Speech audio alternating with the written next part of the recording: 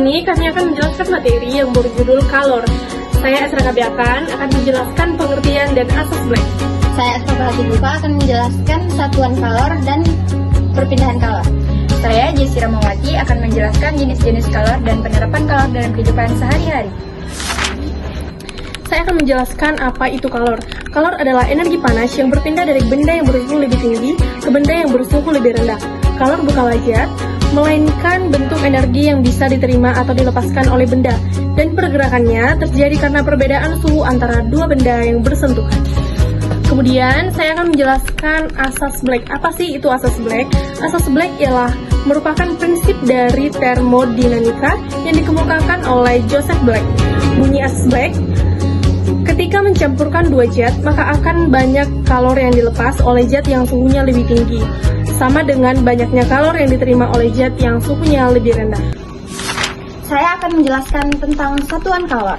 Jadi, satuan internasional SI untuk kalor adalah Joule atau J kecil.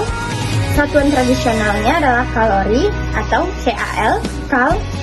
Hubungan satuan: 1 kalori sama dengan 4186 Joule.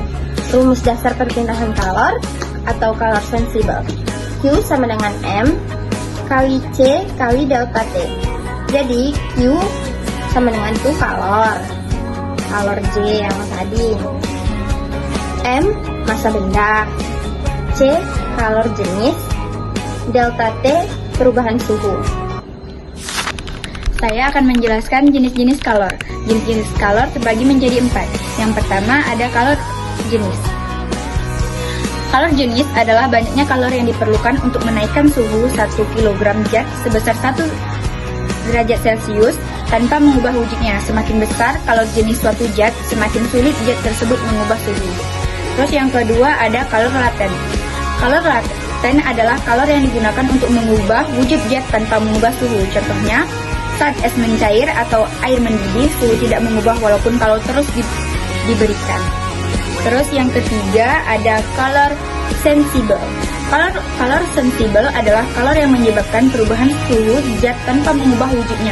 Biasanya terjadi sebelum atau sesudah perubahan fase. Terus yang ketiga ada kapasitas kalor.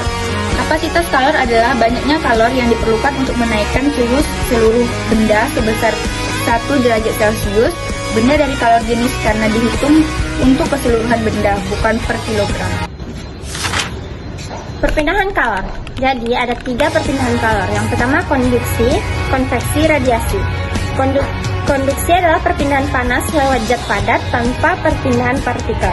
Contohnya, sendok logam yang panas dicelupkan ke air panas. Yang kedua ada konveksi. Perpindahan panas lewat cairan atau gas disertai perpindahan partikel. Contohnya air mendidih sama angin laut. Yang ketiga ada radiasi, perpindahan panas lewat gelombang tanpa zat perantara. Contohnya panas matahari sama api unggun. Saya akan menjelaskan kalor dalam kehidupan sehari-hari.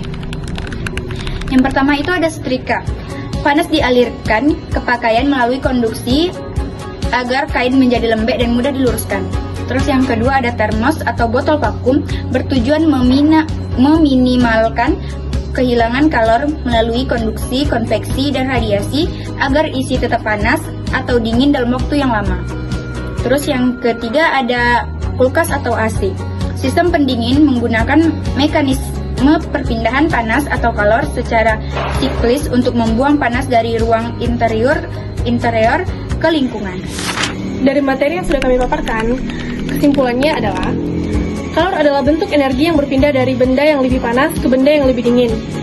Satuannya Joule SI. Dan kalori tradisional. Terdapat berbagai jenis kalor, seperti kalor jenis, kapasitas kalor, kalor laten, yang berbeda fungsi dan penggunaan. Kalor bisa berpindah melalui konduksi, konveksi, dan radiasi.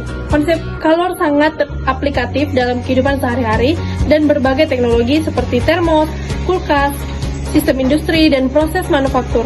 Dengan memahami konsepnya dan penerapannya, kita bisa merancang sistem yang lebih efisien dan hemat energi. Sekian penjelasan dari kami pamit undur diri. Terima kasih. Bye-bye semuanya.